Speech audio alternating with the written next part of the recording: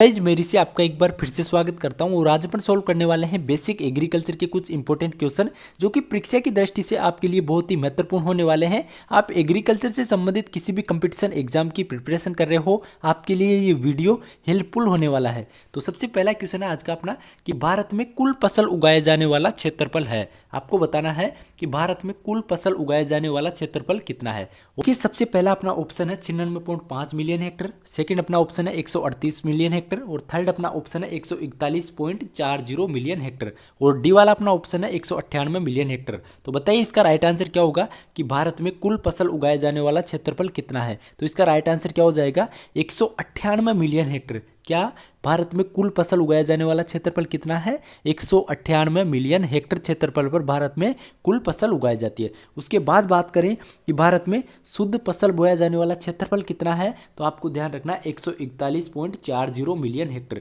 यदि आपसे क्वेश्चन पूछ ले कि भारत में शुद्ध फसल बोया जाने वाला क्षेत्रफल कितना है तो वो कितना है 141.40 मिलियन हेक्टर। उसके बाद यदि आपसे क्वेश्चन पूछ ले कि भारत का कुल सिंचित क्षेत्रफल कितना है तो वो कितना है भारत का कुल सिंचित क्षेत्रफल 96.5 मिलियन हेक्टर। यह आपको ध्यान रखना है। यदि आपसे क्वेश्चन पूछ ले कि भारत का कुल सिंचित क्षेत्रफल कितना है तो आपको ध्यान रखना है 96.5 मिलियन हेक्टर। और यदि आपसे पूछ ले कि भारत की फसल सघनता कितनी है तो आपको ध्यान रखना 138%। कितनी 138% है भारत की फसल सघनता है। तो ये भी आपको ध्यान रखना है। यदि पूछ ले भारत की फसल सघनता तो 138% है। तो ये आपका फर्स्ट क्वेश्चन क्लियर हो गया होगा। देखिए नेक्स्ट अपना सेकंड क्वेश्चन है कि ड्रिप सिंचाई के अंतर्गत सर्वाधिक क्षेत्रफल है। यानी आपको बताना है कि ड्रिप सिंचाई के अंतर्गत जो सर्वाधिक क्षेत्रफल है वो किस राज्य का है। ड्रिप मतलब बूंद बूंद जो इरिगेशन होती है उसके अंतर्गत आपको सर्वाधिक क्षेत्रफल बताना है। ऑप्शन की बात करें तो सबसे पहले राजस्थान है, फिर यूपी है, फिर महाराष्ट्र है और फिर पंजाब है। तो बताइए इसका राइट आंसर क्या होगा। तो इसका राइट आंसर हो जाएगा ड्रिप सिंचाई के अंतर्गत सर्वाधिक क्षेत्रफल है वो किसका है, महाराष्ट्र का है। यह आपको ध्यान रखना है, महाराष्ट्र का सर्वाधिक क्षेत्रफल है। इसके अलावा यदि आपसे पूछ ले कि फव्वारा सिंचाई के अंतर्गत किस राज्य का सर्वाधिक क्षेत्रफल है तो वो कौन सा हो जाएगा, राजस्थान। फव्वारा में तो अपना राजस्थान है और बूंद बूंद में महाराष्ट्र। इसके अलावा यदि आपसे पूछ ले कि सिंचाई के अंतर्गत सर्वाधिक क्षेत्रफल किस राज्य का है तो देखिए सिंचाई के अंतर्गत सर्वाधिक क्षेत्रफल किसका है, यूपी का है। किसका है, यूपी का है। ये आपको ध्यान रखना है। और यदि आपसे क्वेश्चन पूछ ले कि सबसे अधिक सिंचित क्षेत्रफल वाला राज्य कौन सा है तो वो पंजाब हो जाएगा। पंजाब का जो सिंचित क्षेत्र है कितना है 98% है। ये भी आपको ध्यान रखना है। तो क्वेश्चन किसी भी तरह से पूछे आपको बिल्कुल क्लियर रखना है। उसके बाद अपन थर्ड क्वेश्चन की बात करें तो अपना थर्ड क्वेश्चन है कि रेगिस्तान का अध्ययन कहलाता है। रेगिस्तान का जो अध्ययन है वो क्या कहलाता है, रेगिस्तान का अध्ययन करना। तो देखिए यहाँ पे ऑप्शन दे रखे हैं इरेमोलॉजी, एग्रेस्टोलॉजी, अर्बोरिकल्चर और मोरिकल्चर। तो बताइए रेगिस्तान का अध्ययन क्या कहलाता है।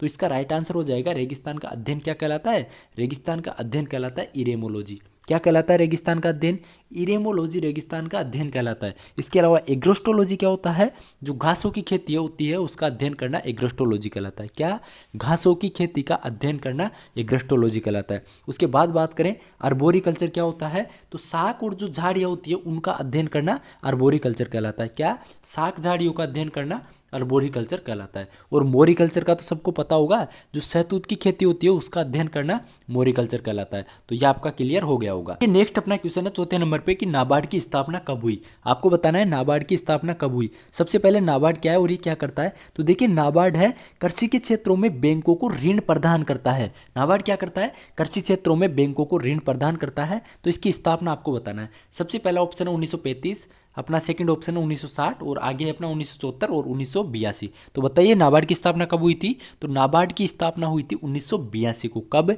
1982 को नाबार्ड की स्थापना हुई थी। 12 जुलाई 1982 को। कब, 12 जुलाई 1982 को नाबार्ड की स्थापना हुई थी। तो यह आपको समझ में आ गया होगा। इसके अलावा 1935 में क्या हुआ था, आरबीआई की स्थापना हुई थी। किसकी, रिजर्व बैंक ऑफ इंडिया की स्थापना 1935 को हुई थी। 1960 में क्या हुआ था, अपने एग्रीकल्चर की प्रथम यूनिवर्सिटी बनी थी। कहाँ पे, पंतनगर उत्तराखंड में। तो ये भी आपको ध्यान रखना है। प्रथम जो एग्रीकल्चर यूनिवर्सिटी है पंतनगर उत्तराखंड में 1960 में बनी थी। 1974 में क्या हुआ था, अपने जो भारत है, भारत में प्रथम केवीके बना था पांडिचेरी में। कब, 1974 को। तो यह आपको ध्यान रखना है। अपने भारत में प्रथम केवीके कब बना था, 1974 में बना था पांडिचेरी में। और राजस्थान की बात करें तो 1976 में, 2 साल बाद बना था। कहाँ पे, फतेहपुर सीकर में। तो ये भी आपको ध्यान रखना है। कि नेक्स्ट अपना पांचवा क्वेश्चन है पौधों की वृद्धि के संबंध में मृदा का अध्ययन कहलाता है। यानी पौधों की वृद्धि के संबंध में मृदा का जो अध्ययन होता है वो क्या कहलाता है? तो ऑप्शन देख लीजिए आप, इडेफोलॉजी, पेडोलॉजी, सोइल साइंस और ओलेरिकल्चर। तो क्या कहलाता है?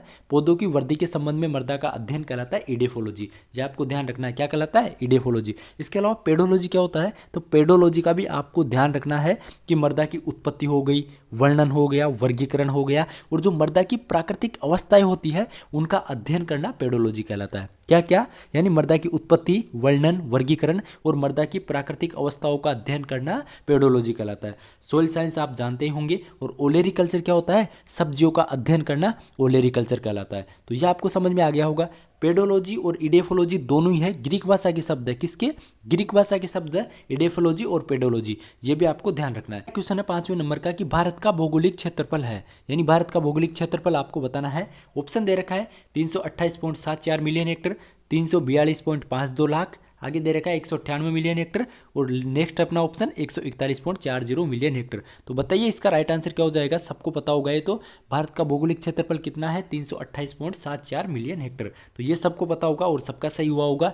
और यदि राजस्थान के क्षेत्रफल की बात करें तो 342.52 लाख हेक्टर है। कितना? 342.52 लाख अपना हेक्टर है, राजस्थान का क्षेत्रफल हो गया। इसके अलावा यदि बात करें कि ये 198 क्या है, तो 198 मिलियन हेक्टर है अपना कुल फसल उगाए जाने वाला क्षेत्रफल। यदि आपसे क्वेश्चन पूछ ले कि भारत का कुल फसल उगाए जाने वाला क्षेत्रफल कितना है, तो 198 मिलियन हेक्टर हो जाएगा। इसके अलावा आपसे पूछ ले कि शुद्ध फसल बोया जाने वाला क्षेत्रफल कितना है, तो 141.40 मिलियन हेक्टर है, जो कि अपन ने पहले भी डिस्कस किया था। तो ये भी आपको क्लियर हो गया होगा कि शुद्ध फसल बोया जाने वाला क्षेत्रफल कितना है, 141.40 मिलियन हेक्टर। और यदि बात करें कुल फसल बोया जाने वाला क्षेत्रफल, तो 198 मिलियन हेक्टर।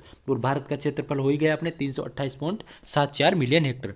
कि नेक्स्ट अपना 7वां क्वेश्चन है कि एमएसपी की घोषणा सरकार कब करती है? आपको बताना है जो एमएसपी है, एमएसपी मतलब मैक्सिमम सपोर्ट प्राइस, यानी न्यूनतम समर्थन मूल्य है, उसकी घोषणा सरकार कब करती है? फसल बुआई से पूर्व, फसल बुआई के बाद, फसल बुआई के समय और फसल कटाई के बाद। तो कब करती है सरकार एमएसपी की घोषणा? सरकार एमएसपी की घोषणा करती है फसल बुआई से पूर्व, यानी फसल बोने से पहले ही सरकार है एमएसपी की घोषणा कर देती है, न्यूनतम समर्थन मूल्य की घोषणा कर देती है कि इस मूल्य पर हम इस फसल को खरीदेंगे। फसल बुआई से पहले ही बता देती है। तो ये आपको समझ में आ गया होगा। नेक्स्ट अपना 8वां क्वेश्चन है, एग्रीकल्चर ईयर होता है, यानी कृषि वर्ष आपको बताना है, कृषि वर्ष कब से कब तक होता है। ऑप्शन दे रखा है 1 जनवरी से 31 दिसंबर, और सेकंड वाला ऑप्शन है 1 अप्रैल से 31 मार्च, और नेक्स्ट अपना ऑप्शन है 1 जून से 31 मई, और लास्ट अपना ऑप्शन है 1 जुलाई से 31 जून। तो बताइए इसका राइट आंसर क्या होगा? यानी एग्रीकल्चर ईयर, कृषि वर्ष कब से कब तक होता है? तो देखिए इसका राइट आंसर हो जाएगा कृषि वर्ष 1 जुलाई से 31 जून तक होता है। यह आपको ध्यान रखना है कि कृषि वर्ष 1 जुलाई से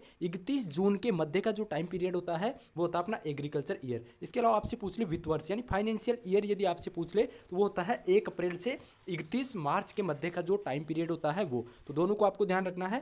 वित्त वर्ष यानी फाइनेंशियल ईयर पूछ ले तो 1 अप्रैल से 31 मार्च, और कृषि वर्ष पूछ ले तो 1 जुलाई से 31 जून तक होता है। नेक्स्ट अपना 90वें नंबर पे क्वेश्चन है, Asian vegetable research and development centre कहाँ है? यानी AVRDC, ये इसकी शॉर्ट फॉर्म है। Asian vegetable research and development centre है, वो कहाँ है ये आपको बताना है, AVRDC। तो ऑप्शन दे रखा है वाराणसी, ताइवान, दुर्गापुरा, जयपुर और नई दिल्ली। तो इसका राइट आंसर क्या हो जाएगा? AVRDC कहाँ पे है? ये अपना ताइवान में। कहाँ पे है? ताइवान में है, इसको अच्छे से ध्यान रखिएगा। और यदि बात करें वाराणसी, तो वाराणसी में क्या है? IIVR। क्या है? IIVR यानी Indian institute of vegetable research यदि आपसे पूछ ले तो ये कहाँ पे है? वाराणसी में। और यदि दुर्गापुरा पूछ ले, दुर्गापुरा में क्या है? तो NIAM। क्या है? NIAM दुर्गापुरा में है। इसका मतलब क्या हो गया? National institute of agriculture marketing, यानी राष्ट्रीय कृषि विपणन संस्थान कहाँ पे है? दुर्गापुरा, जयपुर में है। ये आपको ध्यान रखिएगा। NIAM यानी national institute of agriculture marketing, राष्ट्रीय कृषि विपणन संस्थान है, ये दुर्गापुरा, जयपुर में है। अच्छे से ध्यान रखिएगा। तो देखिए नेक्स्ट अपना क्वेश्चन है, अंतर्राष्ट्रीय फल एवं सब्जी वर्ष घोषित किया गया है। आपको बताना है कि अंतर्राष्ट्रीय फल एवं सब्जी वर्ष घोषित किया गया था। किस वर्ष को घोषित किया गया था? ऑप्शन देख लीजिए, 2004, 2016, 2020, 2021। तो किस वर्ष को घोषित किया था? 2021 को। 2021 को अंतर्राष्ट्रीय फल एवं सब्जी वर्ष है वो घोषित किया था। तो ये आपको समझ में आ गया होगा। यदि बात करें 2020 की, तो 2020 को अंतर्राष्ट्रीय पादप स्वास्थ्य वर्ष घोषित किया था। क्या किया था? अंतर्राष्ट्रीय पादप स्वास्थ्य वर्ष 2020 को घोषित किया था। 2016 की बात करें तो 2016 को अंतर्राष्ट्रीय दलहनी वर्ष घोषित किया था। क्या किया था? अंतर्राष्ट्रीय दलहनी वर्ष 2016 को घोषित किया था। इसके बाद बात करें 2004 को, तो 2004 को अंतर्राष्ट्रीय चावल वर्ष घोषित किया था। क्या किया था? चावल वर्ष घोषित किया था। तो ये अपने 10 क्वेश्चन हो गए। और नेक्स्ट अपना क्वेश्चन है 11वें नंबर पे कि अंतर्राष्ट्रीय एग्रीकल्चरल साइंस म्यूजियम कहाँ है, NASM कहाँ है, ये आपको बताना है। इसका राइट आंसर आपको कमेंट में बताना है। बाकी नेक्स्ट वीडियो में हम इसका आंसर भी बता देंगे और क्वेश्चनों का जो लेवल है वो भी बढ़ाएंगे और क्वेश्चनों की संख्या भी अपन अगला जो लेक्चर होगा उसमें बढ़ाएंगे। तो इतना ही आज की वीडियो में, बाकी मिलते हैं अगले वीडियो में। जय हिंद, जय भारत।